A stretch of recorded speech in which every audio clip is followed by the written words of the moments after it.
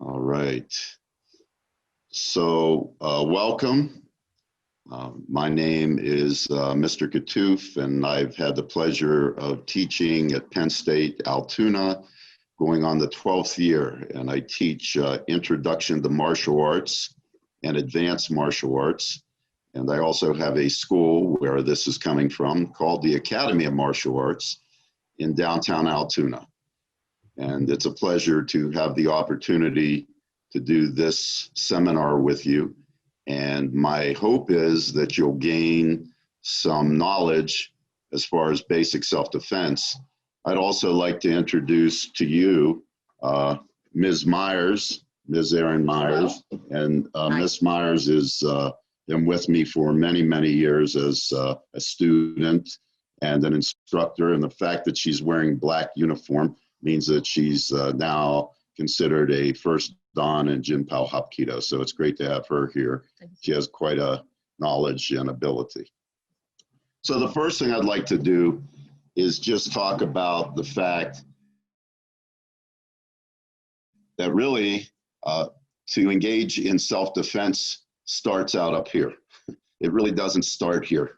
And a lot of people miss that, and particularly college students. So how often do I see people on their phone, walking, or they have earbuds in, and they're not paying attention to what's going on around them at all?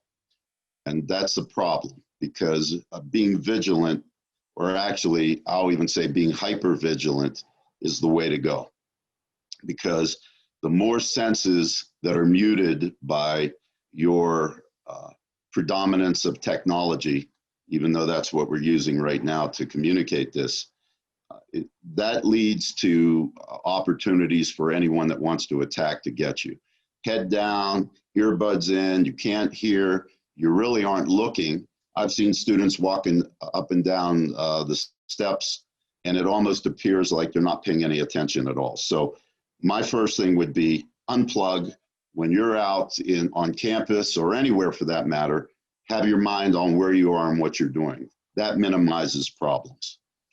So I say learn to be hyper vigilant. Second thing, it sounds simplistic, but I think we all know, knowing college students and adults as well, staying sober and staying off drugs is huge. Because when you don't have your faculties, when you're not sober, you don't make good decisions, and you're not able to pick up nuances.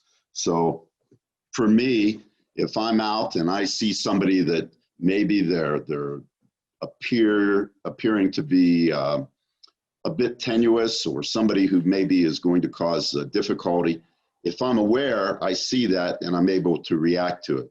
But if I'm oblivious to it because I'm on drugs or alcohol, it's far more likely that I'm going to be a victim. And I'm not going to have the ability to even pick up those nuances. Trust your gut instincts. I can't tell how many people shake that off. It's like, I don't feel comfortable around this person, but then, I'm sure they're fine. No, you want to utilize those instincts because they're there for a reason. You might be wrong. Maybe the person's wonderful. Great. You're still using your instincts to try to fend off or ward off a problem. And so too often than not, we try to suppress those things. Learn to utilize the instincts of good and bad, and you'll have a lot better opportunity. Itineraries. Oftentimes people don't know where their roommates are, where their friends are at a given time. You should always know, spouses, anybody, where are you going? What are you doing? What's your timeline? Those types of things. Sounds a bit like minutia, but it's good. It's a good opportunity, a good idea to know that. Too often it's like, well, I'm going out, I'll see you later. Well, where are you going? What are you doing? Say, well, I left my parents. I don't want to have to report to somebody, but actually it's good if somebody knows where you are and where you're going to be. Next, when possible, walk with others. I know on campus, that's not always possible. You leave a class late, or if you're a faculty member, you leave a meeting late or something. But if you can walk with other people, it does minimize the risk of a problem. And you have someone else to help you in the event that you need that help. this one would be for male or female. And I say this, one strike and you're out. And so what do I mean by that?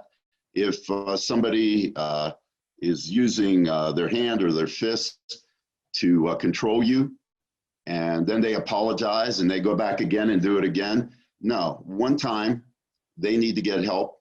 There's no rational reason for anybody to raise a hand or a fist to anybody and to strike them, and that's male or female. So when that happens, you've got to have enough wherewithal to say, no, I don't need this person in my life. And then you need to maintain your ability to run. That sounds silly when you're speaking to college-age students or even some faculty members, but as time goes on, we begin to lose those skills. We're not able to run as fast, or maybe we're not able to run at all. Now, we're like a sitting duck. We're more like a victim. You see elderly people who, you know, they're either on a walker or they have to be on a cane or they walk very slowly. They're not able to escape somebody trying to attack them. So maintain that ability to get out and save yourself. So at this point, are there any questions on what I've just said? Those are just some simple guidelines. None. Okay. So let's talk a little bit about just some basic self-defense. So one of the first things I'd like to do is I'll lower this a bit. So Ms. Myers and I are working here. So one of the basic things that can happen is just simple. Somebody put their hands on your throat. All right. So if I'm so inclined to do that, you have to be able to break that hold. And I've seen people do that when somebody puts their hands on the throat. They'll try to hit upward. Well, if I'm a very strong individual, you're going to have a heck of a time trying to break that. And once I know your trick, now I'm going to bear in harder. So what I have found is one of the best ways to do that is I call it the Statue of Liberty, and that's easy to remember. I take my arm up high close to my head like a torch. I step back with the opposite foot, and that usually is enough to break the hold if I have the room to do it. So I tighten the cladiomastoid muscles, and you'll hear me say that a lot. I bring the arm up high like a torch. I don't have it bent. I step back and I break the hold, and I can do that from either side. So Miss Myers is here. She can do it. Step back. And I know you think that I just let that go, but if I don't leave go, it hurts quite a bit on my wrist. And also, I don't have the strength to hold on tightly. I'll try it again. She's here, right.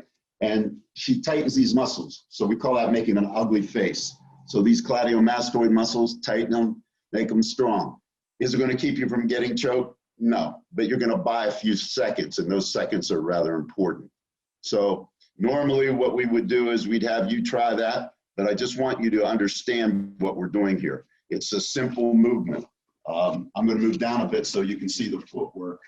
The movement is such that if I'm here and I'm choked, when I step back, I break the hold, I can run, I can get away. So all I have to do is keep this locked out, and it's rather effective, okay? So we'll put this back up so you can see. I wanted you to see the footwork on that, okay? So that would be, we would call that the Statue of Liberty break. Now, unfortunately, that doesn't always work. So for example, if I'm up against a wall, I don't have the leverage to step back and to bring my arm down. So when that happens, I have to rely on another movement. So I'm going to show you that. So here, if I'm up against a wall, we'll imagine there's a wall behind me. What I need to do is take two, we'll call these live hands. If you're a dancer, they're jazz hands, I guess. You take two live hands, you put them on the elbows, you push inward.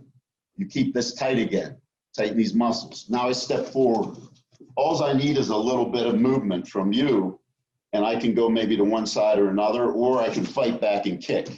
But the idea is from here, tighten these muscles, take two live hands, put them on the elbows, and push.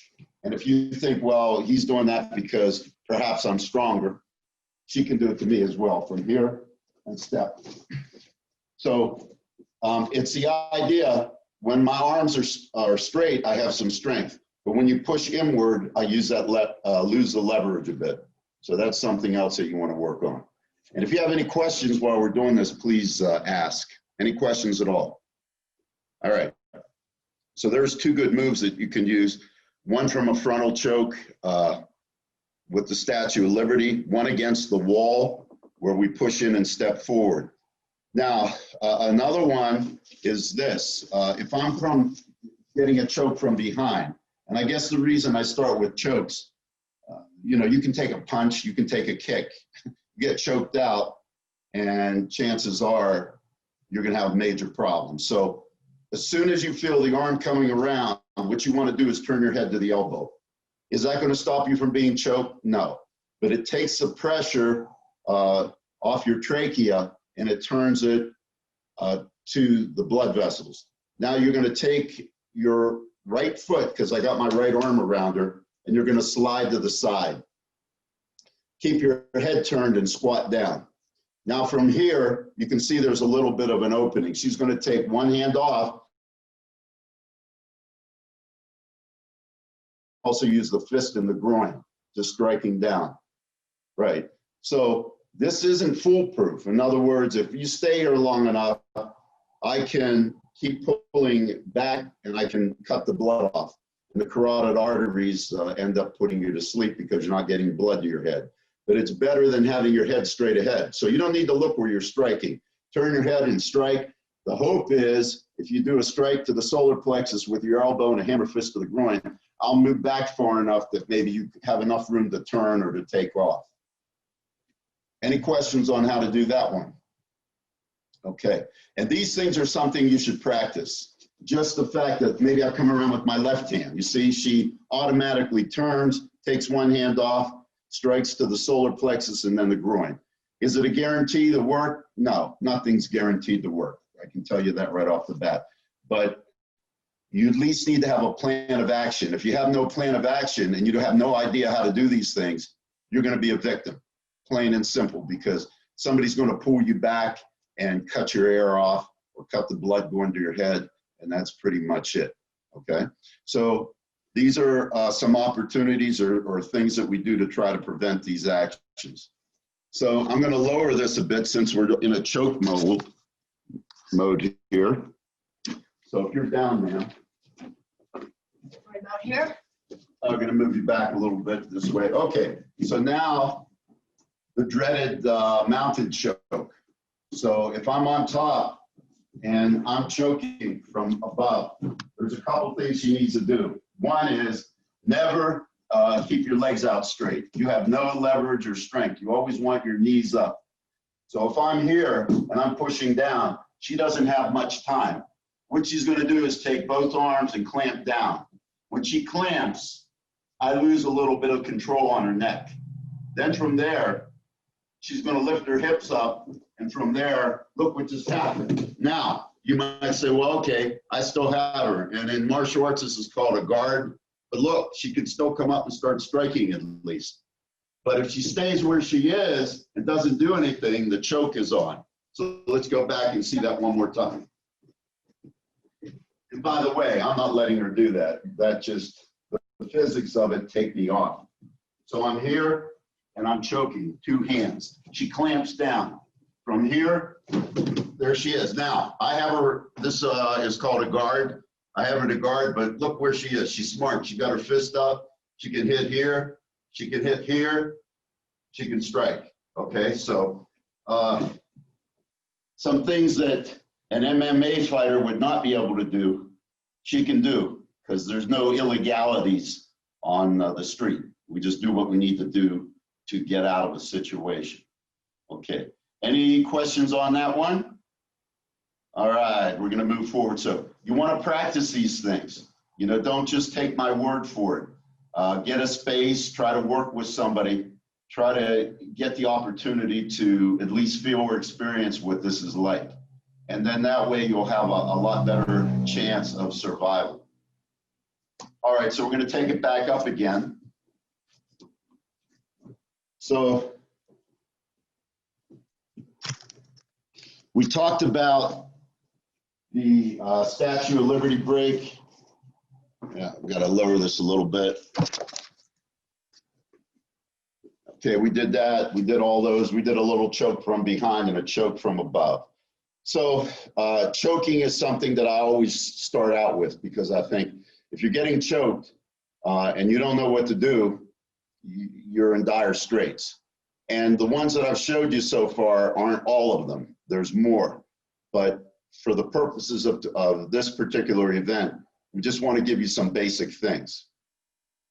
All right, so now just say maybe it's not so dire. But you know, somebody puts their hand on your shoulder and you don't want it there. All you got to do is bring this up, make a nice fist, and we call this like a Statue of Liberty break. Boom, just like that. So here, circle. If I go the other side, circle, and notice I'll move down a little bit. She's stepping back. So if I have my hand on her right shoulder, she's stepping back with her left foot, and she's breaking the hold. Notice she keeps her arm locked the entire time. If I put it here, she steps back and breaks the hold.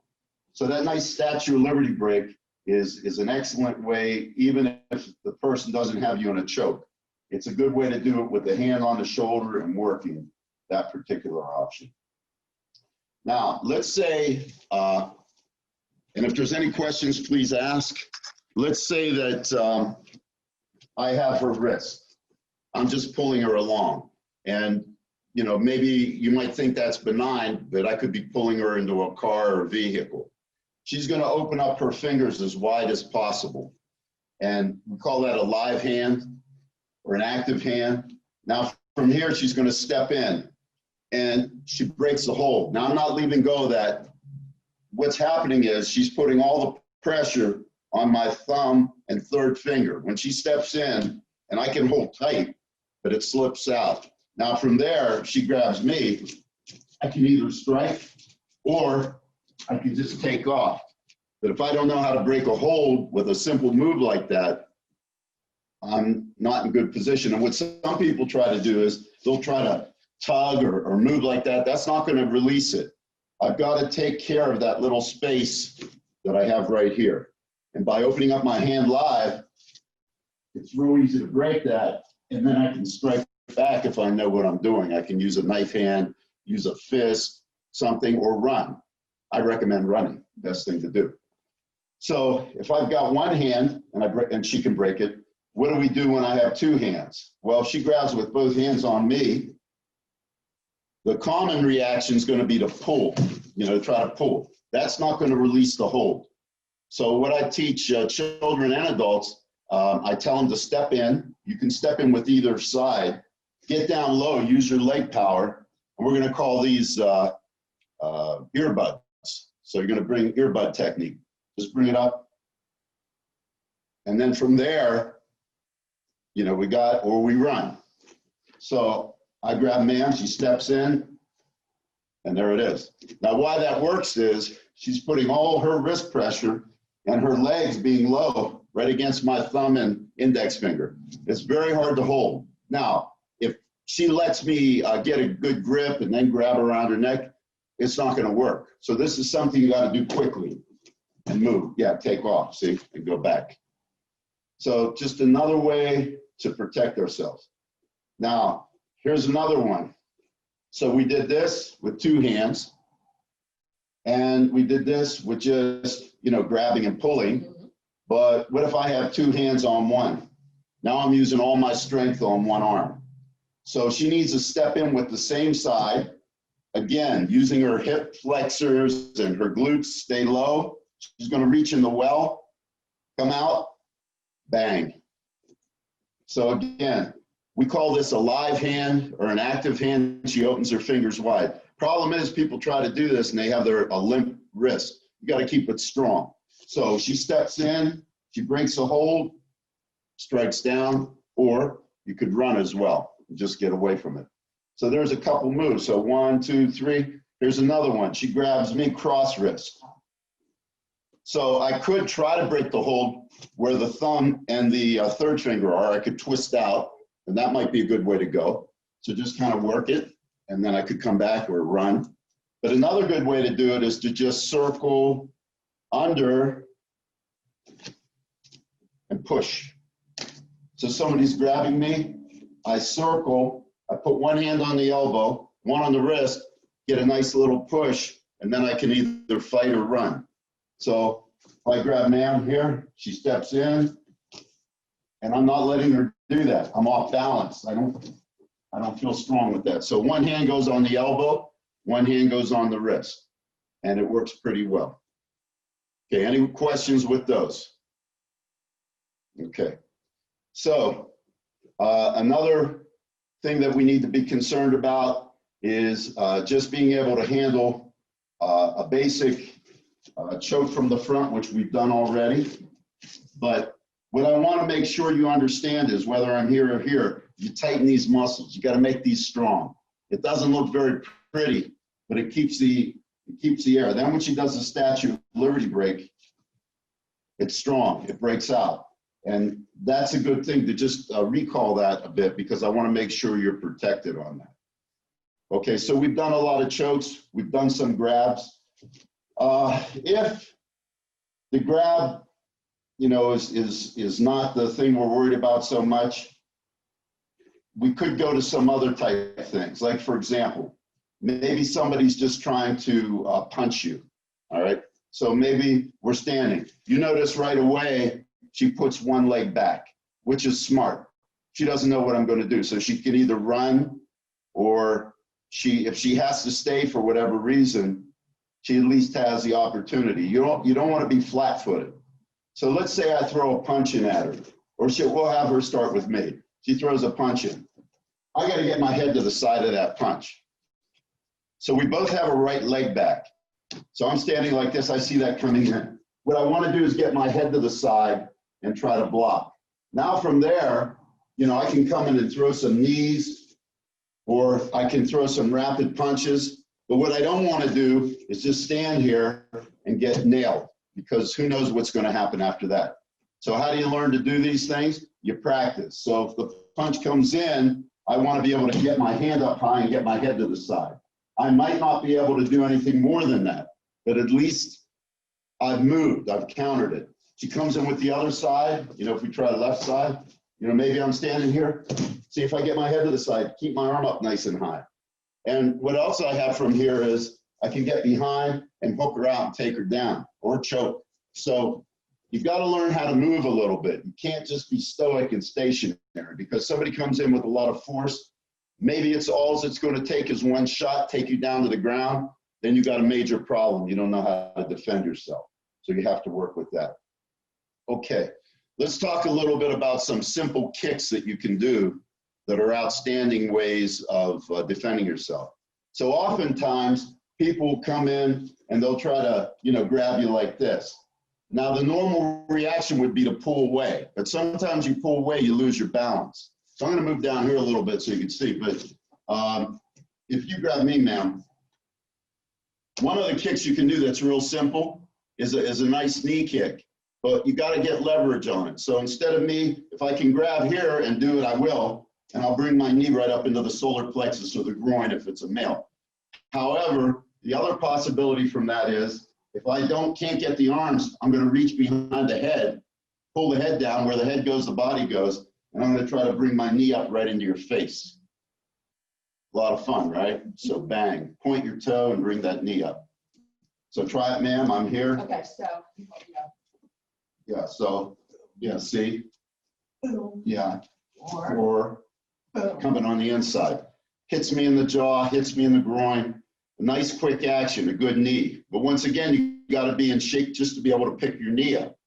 And for younger people, you might say, well, that's simple. Yeah, you're right. But as time goes on and age starts to set in, some people have difficult time just getting their knees up. So you want to practice and be able to do that.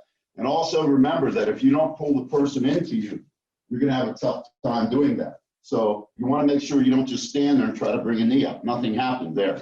So I want to pull as I hit. If I hit with that knee with full force right into the face, I think there'd be some damage. I think we'd be okay, right? Okay. So that's one kick we can do. Another kick that I like a lot to teach is just like a shin kick. So if I'm here, maybe she grabs me, and I can take my shin and kick either on her shin with a nice snap, or I can kick right above the knee. See, if I do that right above the knee, you notice what happened. Her leg went backward. It's going to hyperextend the tendons and the ligaments. So if I'm here, bang, and see, then from there, I could bring this knee up and kick. So you want to learn, we'll call that a shin kick. You want to learn, you can grab behind the head, grab the shoulders, but move in. So if somebody's grabbing you, don't just stand there. You can either bring your knee up, tip of the knee, or do a nice shin kick in like that. Notice how, if I kept going with that, we're going to have some ligaments that are damaged, if not torn. Okay, so these are just other ways, simple kicks. From more of a distance, if I'm here, you want to be able to throw a good snap kick. It's basic, but it's powerful. So I can do it off the front or the back leg. If I do it off the back leg, I just turn my body and kick with the ball of the foot. So she's holding target for me. You know, nice groin shot. So if I'm here, I turn my body and kick. And kick. Yeah. And if it doesn't have to be high, I can use the left side as well. Just turn and shoot. Turn and shoot. Now you should be able to do that from the back or from the front. So you want to have the balance to be able to shoot it. It doesn't take a lot of power. How do I know this? Well, I've seen people accidentally get shots there, and they drop pretty quick. So you want to be able to do that, but it looks simple, and it is, but it isn't, because if you don't have good balance, I've seen people try to throw things, and then they fall down, they don't have good control. So you want to be able to just kind of work your legs out so that you're able to kick and snap, no problem. All right, any questions on that? No questions, all right. So if we put that down, ma'am, for a moment. Yes, sir. All right. So at this phase, I'm going to ask you if you have any questions about any particular holds. Any holds that you'd say, what do I do if? Any what ifs? No what ifs? Okay. Grabbing of hair. Okay. Well, I don't have as much as you, ma'am, but we'll give it a try. Yeah. So the thing is about hair grabbing. If I grab from behind, try to pull her back. If she tries to walk forward, you know, or she bends back like this, I'm going to snap backward. I got control. Now I can slip in here and do a choke. So what we want to do is, as I'm pulling back, she's got to go with me. And she wants to come in and put this hand on my kidney and palm right under the chin. You got to make sure you have the hand on the kidney or the waist to support the back. So when I pull, instead of fighting away, you're going to go into it and then shoot. And that doesn't seem like much, but if she hit me full force under the jaw, I got a nice pop.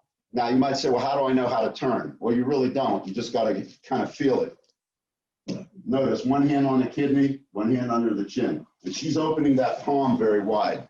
And I can tell you that a good shot underneath the chin, particularly if your mouth is open, not a pleasant experience, not a good thing at all. Okay, so that's another action that we have. We want to make sure that you're just able to handle almost any situation that comes your way. So some of the things are just simple. You know, maybe you want to get somebody's hand off you. So maybe, you know, if she has her hand on my shoulder and I don't want it there, I want to get it off. A lot of people that struggle no, it doesn't take that much effort. All you got to do is swim. So you go inward to it. And it's not just my strength that's making that work. She can do the same thing. Yeah, I can't hang on. And because she's also turning her body as she's doing it. So just being able to turn your body and move is very helpful. So if you don't have good fluidity, you're going to have a problem breaking a simple hold like that. Okay? Now, sometimes you're going to get people grabbing you cross wrist. And, you know, in that case, sometimes we want to just restrain someone. So a nice move for that is to take your hand, circle, and grab their arm. I don't know if you saw that, but from here, I'm circling and I'm grabbing her wrist. Now I have the wrist. And from here, I put my arm right above her elbow and I'm applying pressure. It doesn't look like much, but that's painful. And if I keep going, I'm gonna probably take care of some ligaments. So if she grabs the other side again so you can see it, I'm gonna step in a little bit, I'm gonna circle, I'm gonna grab, I'm gonna bring this hand up and I'm gonna take her down. Notice I back step. So I got a lot of pressure on her, and if she tries to fight, I'm gonna go down. Okay. All right, any questions on any particular moves? Not at all, okay. All right, so let's talk a little bit about striking. Too often than not, we're always thinking about throwing jabs and crosses and trying to box. And that's good. If you train a lot, that's a real smart thing to do. But what if you don't train that much? You know, what if you don't have that ability? So what you want to learn to do is take some simple moves and make them effective. And one of the best ones that I think of is if you just take your fist and make a nice fist and bring your thumb down as low to your little finger as possible. What we call this is a hammer fist. And what I like about it is you don't have to be an expert or even spend a lot of time training to make it work. So with a good hammer fist, if I'm grabbed, I can come in and just like I would drive a nail in, I can strike down on the target. I'm glad I didn't hit. Okay, so get this motion, and this is very solid. And my thumb is in tight. It's not like a typical fist. My thumb is in my little finger. So you want to get good with that. If she grabs, you want to grab in. You grab them and hold on. It seems counterintuitive, but I don't want her to pull away. I'm going to pull you in, and I'm going to strike down on your face or your chest or whatever, you know, mainly your nose and your face. And with this heel palm, you're going to feel that quite a bit. Ma'am, I'll grab you, same thing. Yeah, see, makes me nervous. I know, sir, it makes me nervous too. Yeah, it makes me nervous. So you want to do that almost like it's a piston strike. It's got a circular action. It's coming in like that. So you can rifle that in many times. And what I like about that is it's a lot less likely that you're going to break your wrist. When you try to, if you're not good at punching and you haven't practiced punching a lot, and you go and throw and you hit wrong, chances are you're going to either break something or sever something. But a hammer fist is pretty powerful. And the nice thing about it is you can do it multiple times on the face. It's very good. Sometimes another strike that I like a lot is a nice heel palm. And I can do that under the chin, or I can do that right in. So maybe somebody's giving me a hard time. She comes in, grabs, I grab back, and I just kind of twist it in. I get a nice shot. So I can either go under the chin with it, or I can go right into her face.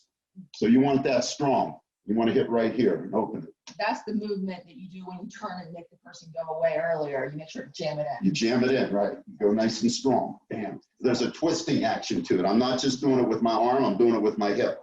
And I'm coming in. Same thing with the other side. She grabs, just learning, and I'm actually pulling her in. Because then once I do that, I can also bring my knee up and strike her in the solar plexus or in the abdomen. So all these little movements, they take a little bit of practice, but they're very effective. It doesn't take a lot of power or strength if you get good at them. You don't need a lot of things. You just need a few things to keep yourself safe. Do I have any questions on any particular holds? Like, for example, what ifs?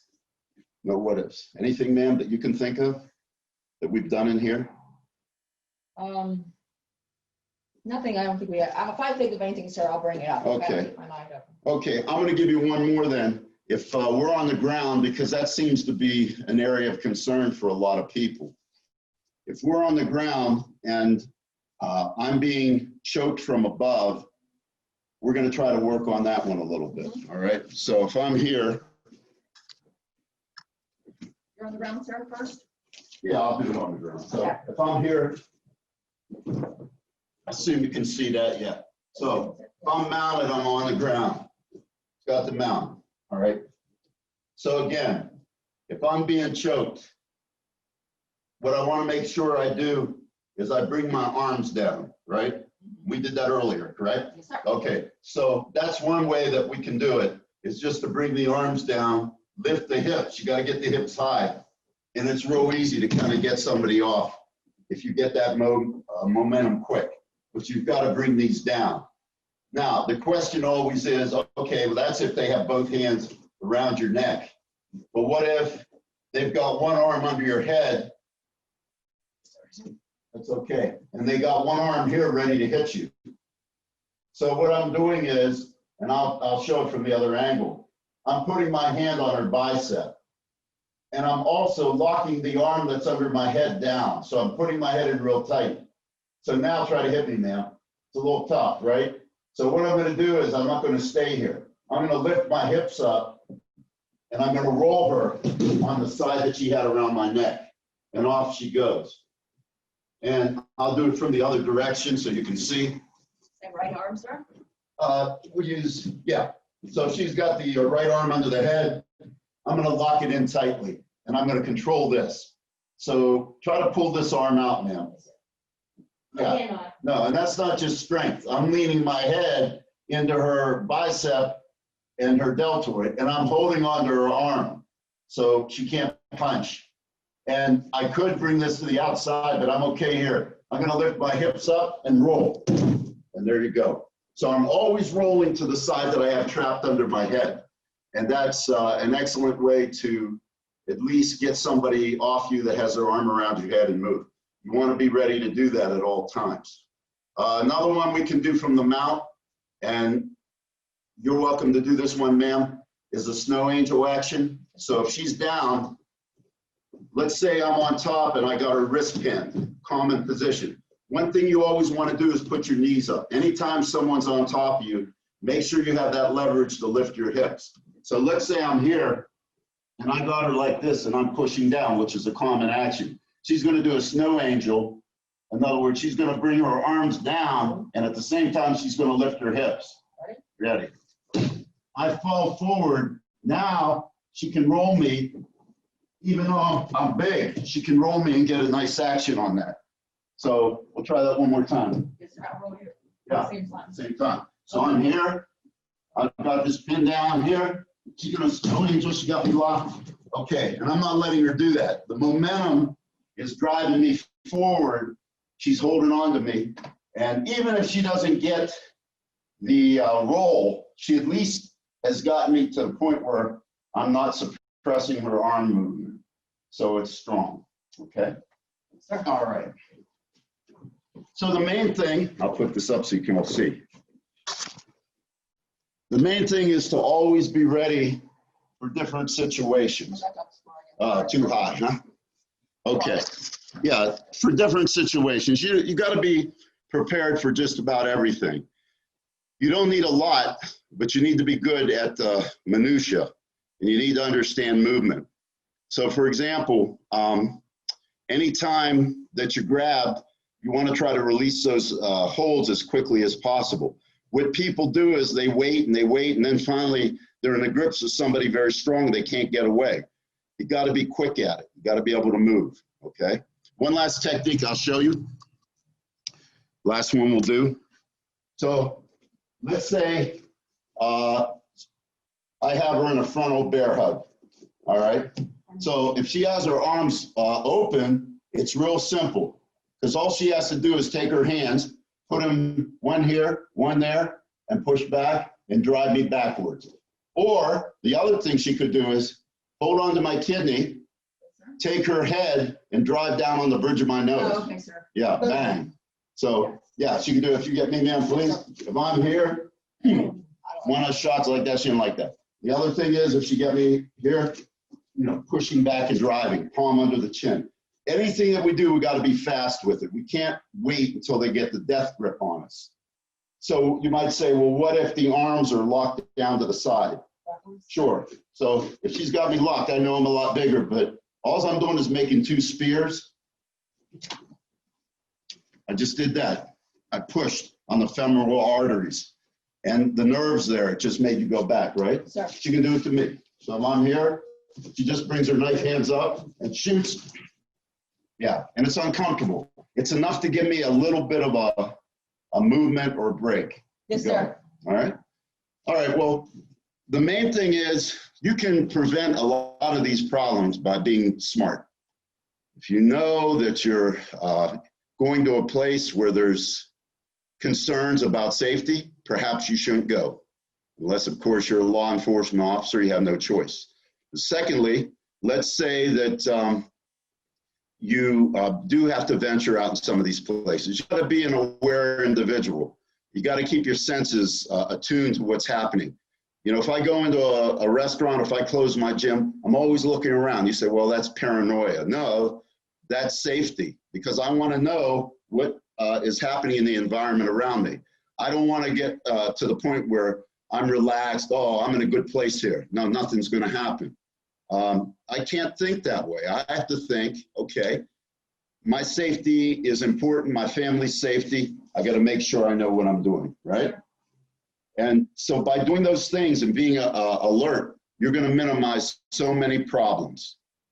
And also just your attitude, you know, walk upright, have strength, but please unplug, get the stuff away that is unnecessary. We spend too much time working with computers and cell phones. There's a place for that, but not out when you're in public and you have a chance for somebody to sneak up on you and take advantage of you. Okay? So it's been a pleasure working with you, and I hope we can come back for other times to work. If you have any questions, please feel free to ask. And thank you very much. So as we typically do, we'll bow and we'll see you soon. Take care. Thank you.